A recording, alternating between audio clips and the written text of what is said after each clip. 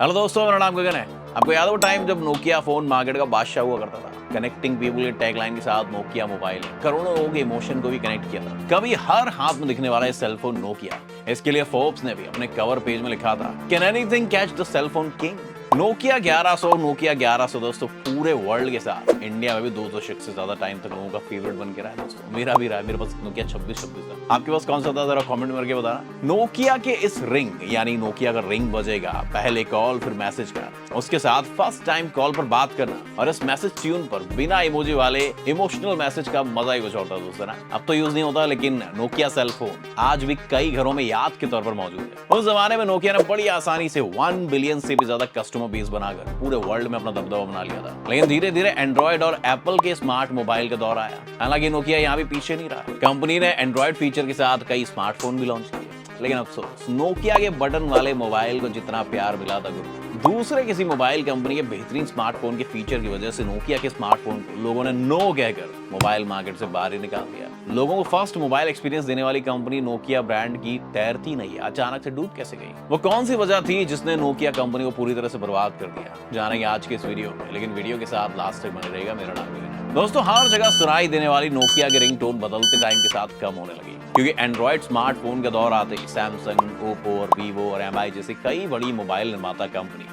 कम कीमत पर कस्टमर को काफी अच्छे फीचर्स दे रहे थे। वहीं ज्यादा कीमत वाली बेहतरीन मोबाइल फोन में एप्पल के आईफोन ने अपनी पकड़ बना ली। हालांकि नोकिया ने भी अपने एंड्रॉइड वर्जन वाले मोबाइल को लॉन्च किया, लेकिन ये सक्सेस नहीं हो पाया। क्यों? पूरी बात को अच्छे समझने के लिए हमें सबसे पहले नोकिया की हिस्ट्री को जानना होगा। दोस्तों बता दें कि साल 1865 में फिनलैंड में नोकिया कंपनी की शुरुआत नोकिया कॉर्पोरेशन के नाम से की गई थी। हालांकि उस टाइम कंपनी का मोटे मोबाइल फोन बनाने का बिल्कुल भी नहीं था, इसीलिए कंपनी ने 160 साल के इतिहास में कई इंडस्ट्रीज में अपने हाथ आजमाए। इस कंपनी की शुरुआत की थी फ्रेडरिक एडस्टैम ने अपने दोस्त लियो मैकेनेल के साथ मिलकर। उन्होंने फिनलैंड के फॉरेस्ट से पैसे बनाने के लिए पेपर मिल के रूप में काम किया था। फिर दौर आया फर्स्ट वर्ल्ड वॉर का, जब अचानक से लोगों के बीच में इलेक्ट्रिसिटी की डिमांड जो बढ़ गई। तब फ्रेडरिक ने क्या किया, मौके का फायदा देखते हुए कंपनी के पास वाले रिवर से इलेक्ट्रिसिटी जनरेट करने का काम शुरू कर दिया। इस इलेक्ट्रिसिटी को नोकिया एबी कंपनी का नाम फर्स्ट वर्ल्ड वॉर के लिए सप्लाई किया जाने लगा। लेकिन जब फर्स्ट वर्ल्ड वॉर के बाद इलेक्ट्रिसिटी की डिमांड कम होने लग गई, तब नोकिया एबी कंपनी लॉस की तरफ बढ़ने लगी। इसी दौरान एडवर्ड पोलन की एंट्री नोकिया कंपनी में हुई, जो फिनिश रबर वर्क के नाम से टायर और बूट्स की कंपनी चलाते थे। एडवर्ड पोलन ने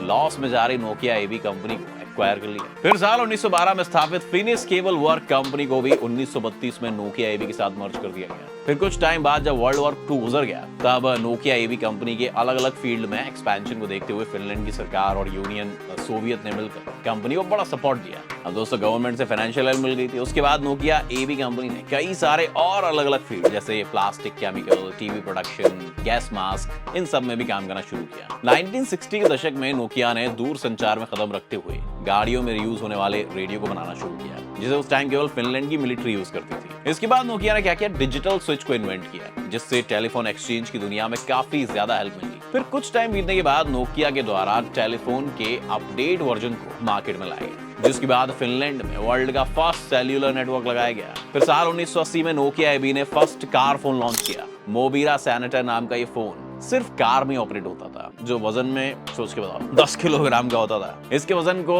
10 की जगह 5 करते हुए साल 1984 में इसका अपडेट वर्जन मोबिरा टॉकमैन लॉन्च किया गया। फिर साल 1987 में एक और फोन लॉन्च किया गया, जिसका नाम रखा गया मोबाइल सिटीमैन। इस फोन के आते ही टेलीकॉम फील्ड में एक नई रेवोल्यूशन आ गई दोस्तों। ये फोन वजन में सिर्फ मात्र 800 ग्राम का था, जिसे आसानी से कहीं भी लाया ले जाया जा सकता था। लेकिन इसकी कीमत गुरु बहुत ज्यादा थी। अगर इंडियन रुपीस में बात की जाए तो उस दौरान इस फोन की जो कीमत थी 5 लाख रुपए से भी ज्यादा थी। तब 5 लाख की कीमत क्या होती थी दोस्तों, आपको मालूम है। इस फोन को बहुत अल्ट्रा रिच लोग अफोर्ड कर सकते थे। हालांकि इसकी कीमत थोड़ी ज्यादा होने के बाद भी नोकिया का प्रभाव जो है वो धीरे धीरे करके फिनलैंड के बाहर यूरोप और अमेरिका के देशों में भी छाने लगा, क्योंकि यूनियन सोवियत संघ के जो प्रेसिडेंट थे मिखेल गोर्बाचेव, उनके द्वारा इस मोबाइल सिटीमैन को यूज करते हुए खींची गई फोटो अचानक से काफी ज्यादा वायरल होने लग गई थी। अखबारों के जरिए होती थी तब चीजें वायरल, जिसके बाद से नोकिया एक फेमस ब्रांड के रूप में पहचाना जाने लगा। फिर कुछ सालों बाद से 2G सेल्यूलर नेटवर्क को लगाने के बाद जुलाई 1991 में यूरोप के पीएम द्वारा नोकिया से फर्स्ट 2G कॉल और इसके ठीक 1 साल बाद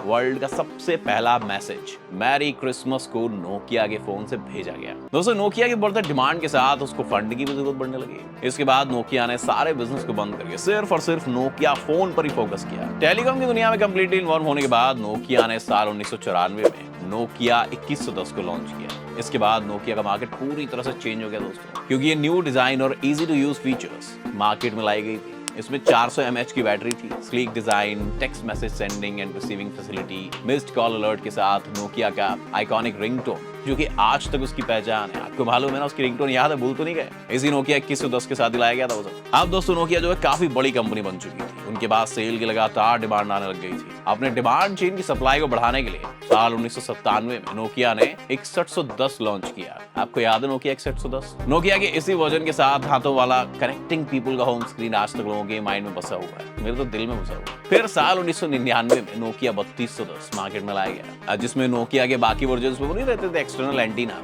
उनको इंटरनल एंटीना में कन्वर्ट कर दिया गया। साथ में टेक्स्ट मैसेजेस में कुछ पिक्चर टेक्स्ट भी ऐड हो गए, जो आज के टाइम में भले नॉर्मल है, लेकिन उस टाइम ये वाकई बहुत ही ज्यादा इनक्रेडिबल थे। इस तरह नोकिया ने साल 2000 तक वर्ल्ड के आधे से ज्यादा टेलीकॉम मार्केट पर कब्जा कर लिया था। दोस्तों फिर साल आया 2002, उसमें नोकिया ने नोकिया 5110, नोकिया 1100 लॉन्च किया। नोकिया 1100 दोस्तों एक ऐसा फोन है जिसे हम में से काफी लोगों ने यूज किया होगा। और इसी साल फर्स्ट 3G फोन और फर्स्ट कैमरा फोन N7650 भी लॉन्च हुआ। मैं हिंदी में नाम इसलिए ले रहा हूँ 7650, क्योंकि इससे ज्यादा लोगों को कनेक्टिंग है। मैं 7650 बोल दूंगा तो भूल जाएंगे ये कौन सा फोन था। इसके बाद नोकिया बड़ी तेजी से लोगों को पसंद बनता जा रहा था दोस्तों, मेरा कहने का मतलब ये है। इस फोन की खासियत ये भी थी कि कंपनी इसकी क्वालिटी के साथ कॉम्प्रोमाइज बिल्कुल नहीं करती थी, इसलिए बहुत बार गिरने के बाद भी नोकिया के फोन जल्दी टूटते नहीं थे। नोकिया वर्ल्ड की सबसे ज्यादा सेल फोन बेचने वाली कंपनी रही है, लेकिन इतनी बड़ी कंपनी रहने वाली नोकिया साल 2006 आते आते डाउनफॉल की ओर बढ़ने लगी, जबकि ऑन द कॉन्ट्ररी मोबाइल का एक्चुअल ग्रोथ तो इसी समय से शुरू हुआ था। दोस्तों नोकिया एप्पल और दूसरी टेलीकॉम कंपनी की वजह से डाउनफॉल की ओर तो बढ़ी, लेकिन इतनी बड़ी कंपनी नोकिया के लॉस में जाने का एक रीजन कंपनी के कुछ इंटरनल कॉन्फ्लिक्ट भी थे, जिसमें साल 2006 में नोकिया के जो CFO था वो कंपनी को छोड़ के चले गए थे, और इनके जाने के बाद कंपनी का मैनेजमेंट पूरी तरह से चेंज हो गया। इस टाइम स्मार्टफोन का टाइम शुरू हो चुका था, जिसका कंपटीशन में नोकिया ने साल 2007 में नोकिया N95 फोन लॉन्च किया। हालांकि इसकी कीमत थोड़ी ज्यादा थी, लेकिन इसमें स्मार्टफोन के जैसे features, inbuilt GPS, 5 megapixel camera, 2.6 inch की डिस्प्ले, इन सबको भी इंक्लूड किया गया। अगले कुछ सालों में नोकिया ने इसी तरह की N सीरीज में कई स्मार्टफोन लॉन्च किए, लेकिन साल 2007 में एप्पल ने भी मोबाइल मार्केट में अपने आईफोन को लॉन्च किया। एप्पल ने टच स्क्रीन वाला मोबाइल लॉन्च किया, जबकि नोकिया अब तक बटन वाले मोबाइल लेकर आ रहा था। एप्पल के आते ही भाई साहब मोबाइल मार्केट में नया बदलाव देखा जा रहा है, रेवोल्यूशन आ गया। इसके बाद गूगल ने भी मोबाइल मार्केट में एंड्रॉइड स्मार्टफोन के साथ कदम रखा। इस तरह एप्पल, नोकिया और गूगल के बीच ऑपरेटिंग सिस्टम का जो कंपटीशन है वो शुरू हो गया।